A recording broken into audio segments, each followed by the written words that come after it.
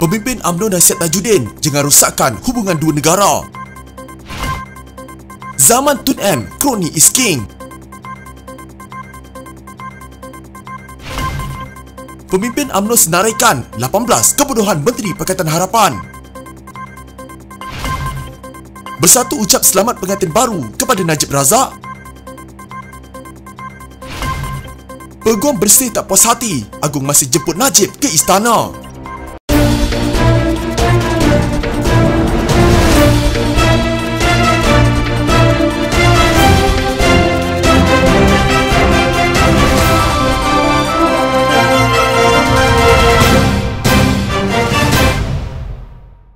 Seorang ahli Parlimen UMNO berharap Tajudin Abdul Rahman yang dilantik sebagai Duta Besar ke Indonesia tidak mencetuskan sebarang keadaan yang boleh mengeruhkan hubungan dua hala Kuala Lumpur Jakarta. Ahli Parlimen Jempol Salim Sharif berkata, kontroversi membabitkan insiden memalukan ketika sidang media prasarana pada Mei tahun lalu harus dijadikan iktibar oleh ahli Parlimen Pasir Salak itu. Kita tidak boleh menghukum kalau kesilapan dah berlaku, tetapi itu mungkin iktibar kepada beliau belajar untuk perbaiki hubungan dua hala dan tidak melakukan apa-apa yang boleh mencetuskan keadaan tidak baik dalam hubungan Kuala Lumpur Jakarta, katanya kepada portal FMT. Tajudin menjadi ahli Parlimen Pasir Salak sejak Mac 2008 hingga kini. Beliau mengesahkan dilantik sebagai Duta Besar ke Indonesia bagi mengisi jawatan yang kosong sejak Zainal Abidin Bakar bersara pada 4 April 2021.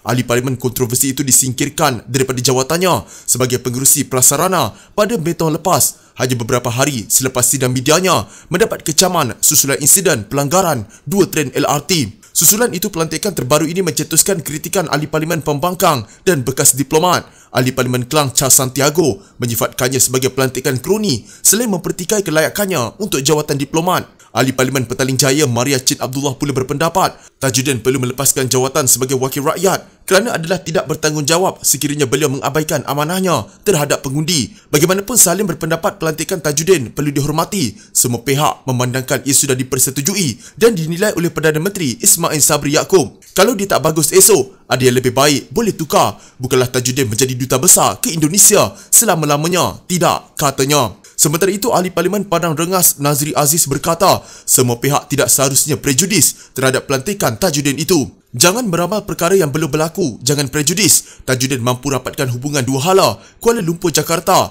Beliau sudah terbukti diterima oleh penduduk di Pasir Salak selama beberapa penggal. Pengundi Pasir Salak memilih beliau selama berpenggal-penggal. Ini buktinya beliau mampu ambil hati sesiapa sahaja, katanya kepada portal FMT. Setiausaha Agung UMNO Ahmad Maslan memberikan 3 sebab mengapa rakyat sudah mula muak dan beranggapan pemimpin pejuang Dr. Mahathir Mohamad kini kurang relevan. Antaranya, kata Ahmad, adalah kata nista yang dilontarkan kepada Najib Razak kerana menyebut cash is king, king is rakyat, atau wang adalah raja, raja itu adalah rakyat. Semasa berbahasa di televisyen baru-baru ini, Tun Mahathir patut ingat yang di zamannya kroni is king dan bukan rakyat. Rakyat yang didahulukan. Ideologi ekonomi dalam memperkayakan segelintir kroni dengan anggapan yang lain akan mendapat faedahnya sukar untuk menjadi. Hasilnya, kroni beliau yang sedikit itu menjadi kaya dan rakyat biasa, terutama sekali Melayu atau Bumi Putra, masih kurang berjaya sehingga kini. Mahathir pernah mengatakan bahawa beliau tidak pernah ada kroni, cuma ada orang yang layak dan berkebolehan. Mustahil jika dalam 32 juta rakyat Malaysia yang ada, hanya kroni beliau sahaja yang berkebolehan, kata Ahmad. Pada 12 Mei lalu, Najib berdebat dengan Ketua Pembangkang Anwar Ibrahim berhubung kemelut kewangan yang melanda Sapura Energy Berhad. Semasa debat berkenaan, Najib berkata cara terbaik untuk membantu golongan miskin adalah dengan memindahkan wang tunai terus ke akaun bank mereka kerana cash is king, king itu adalah rakyat. 4 hari kemudian, Mahathir mengkritik Najib sebagai kurang siuman kerana membuat kenyataan sedemikian. Sebab kedua hujah Ahmad bahawa Mahathir kurang relevan adalah kerana bekas Perdana Menteri itu tidak mengutamakan dasar-dasar pro rakyat seperti BRIM, pemberian tunai bersasar, Klinik Satu Malaysia, Kedai Satu Malaysia dan subsidi bantuan kepada penduri getah, nelayan serta yang lain-lain. Sebaliknya, kata Ahmad, Mahathir menganggap semua itu sebagai membazir dan memanjakan orang Melayu. Sebagai perbandingan, Ahmad berkata, kali kedua tempoh Mahathir sebagai Perdana Menteri yang menganjurkan Kongres Maruah Melayu tidak menawarkan apa-apa yang konkret kepada orang Melayu. Baru-baru ini beliau berkata, ada banyak perancangan untuk membangunkan orang Melayu namun tidak sempat kerana telah dibuang dan ditolak jatuh dari jawatan Perdana Menteri. Beliau sudah lupa bahawa beliaulah yang meletakkan jawatan dan mencetuskan konflik pentadbiran. Konflik ini telah menjatuhkan kerajaan yang diundi rakyat pada PRU 14, katanya. Akhirnya sebab ketiga hujah Ahmad bahawa Mahathir menjadi kurang relevan adalah kerana dirinya tidak lagi dapat menguruskan dinamika politik Malaysia. Parti Pejuang adalah parti ketiga Tun Mahathir setelah UMNO. Keluar UMNO, masuk UMNO, keluar semula UMNO, tubuh bersatu, keluar bersatu, tubuh Pejuang. Ketika bersatu di dalam Pakatan Harapan, Mahathir gagal mengawal Muhyiddin Yassin dan suatu perancangan scheme of things berlaku yang menjadi rahsia umum itu. Mahathir juga gagal mengawal DAP dengan doktrin politik yang dapat memastikan parti itu menjaga kepentingan Melayu, Bumi Putera dalam setiap dasar, tindakan dan tutur kata, kata Ahmad lagi. Seorang pemimpin Barisan Nasional menyenaraikan 18 kebodohan Menteri Pakatan Harapan bagi menjawab dakwaan Ahli Parlimen Damansara, Tony Phua, bahawa Malaysia tidak mempunyai menteri bijak. Dalam catatan di Facebook, Ketua Penerangan Barisan Nasional Selangor, Isham Jalil, secara berseluruh mempersoalkan sama ada Phua merujuk kepada kenyataan dan dasar yang dibuat oleh Menteri Pakatan Harapan ketika gabungan itu mentadbir negara selama 22 bulan. Isham menyenaraikan 18 perkara termasuk gesaan bekas Menteri Industri Utama, Teresa Kok, supaya rakyat minum 1 sudu minyak sawit sehari untuk awet muda, bantuan RM30 yang diumumkan oleh bekas Menteri Keuangan Lim Guan Eng dan pengenalan kereta terbang oleh bekas Menteri Pembangunan Usahawan Muhammad Rizwan Mat Yusof. Turut tersenarai adalah kejayaan besar bekas Menteri Pendidikan Mazli Malik yang mengubah penggunaan kasut sekolah berwarna putih kepada hitam, manifesto bukan kitab suci oleh bekas Perdana Menteri Dr. Mahathir Mohamad dan kekaguman bekas Menteri Wilayah Persekutuan Pakatan Harapan terhadap operasi transit aliran massa MRT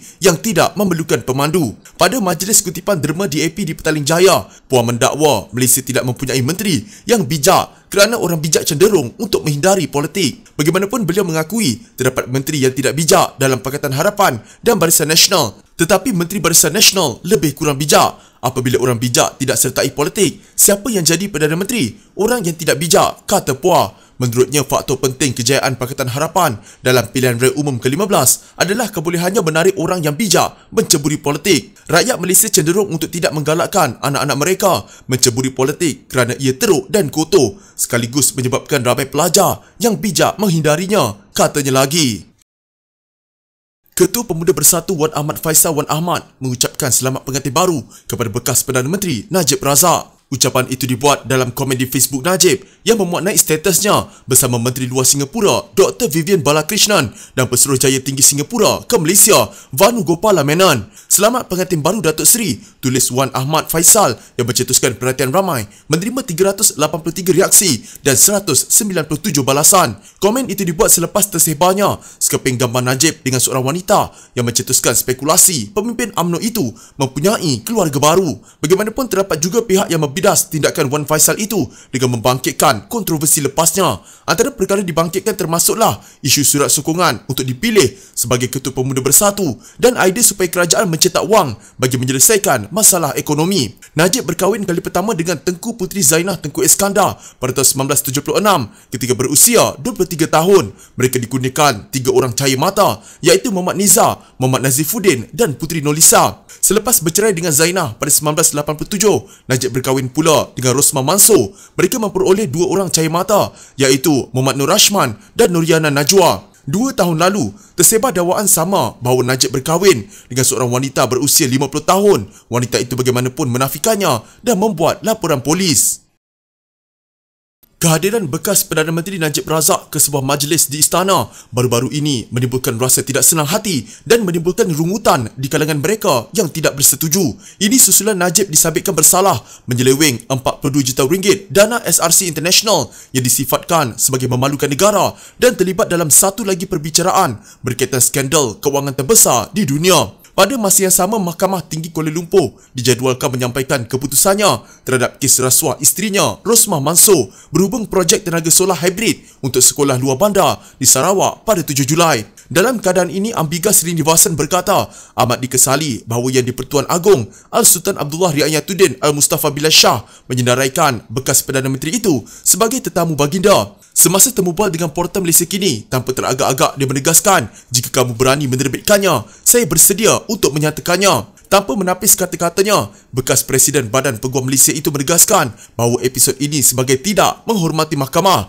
Saya difahamkan pada majlis lain terdapat hakim yang hadir bersama sekaligus meletakkan mereka dalam keadaan yang memalukan. Lagipun mereka itu adalah para hakim Sri Paduka, katanya. Mengakui bahawa Najib mungkin berjaya membatalkan sabitan kesalahannya semasa Mahkamah Persekutuan mempertimbangkan rayuannya, Ambiga bagaimanapun berkata, tetapi sebelum itu, kamu perlu menghormati mahkamah dan prosesnya. Mengimbas kembali kata-kata Dr. Mahathir Mohamad dalam salah satu bukunya bahawa perbincangan mengenai peranan raja-raja diperlukan, Ambiga turut merujuk kepada pelantikan Menteri Besar Johor susulan pilihan raya negeri pada Mac lalu. Ia melanggar prinsip demokrasi, konvensyen dan perlembagaan negeri. Tambahnya, UMNO telah berkempen dan berjanji bahawa Hasni Mohamad akan terus menjadi Menteri Besar jika parti itu dan sekutunya mengekalkan kuasa mereka. Namun sebaliknya, On Hafiz Ghazi yang dispekulasikan sebagai calon pilihan Istana Negeri kemudian mengangkat sumpah sebagai Menteri Besar. Berikutan itu, veteran UMNO Syahri Samad meluahkan kekecewaannya dalam satu catatan di Facebook. Bekas menteri itu berkata, adalah memalukan bahawa Hasni tidak dilantik semula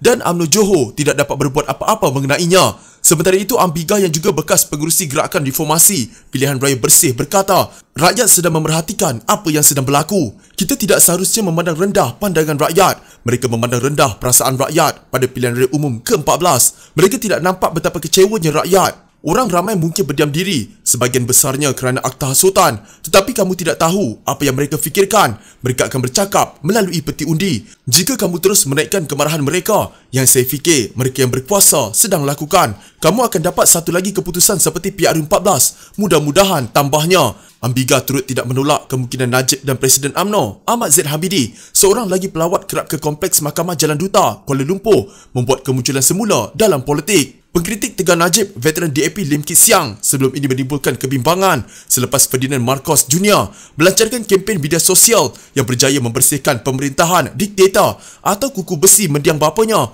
untuk memenangi pilihan raya Presiden Filipina. Lim memberi amaran bahawa Najib yang telah memanfaatkan pengaruh media sosial mungkin menggunakan kaedah yang sama untuk bangkit semula. Ditanya mengenai perkara itu, Ambiga menjawab, mereka mempunyai cara dan wang seperti Ferdinand Marcos Jr. untuk melakukannya. Mereka boleh menulis semula sejarah, itulah kebimbangannya. Tetapi masa tidak menyebelahi mereka untuk mengubah sepenuhnya fikiran orang. Pastinya bukan buat mereka yang telah meluat dan barah, tambahnya.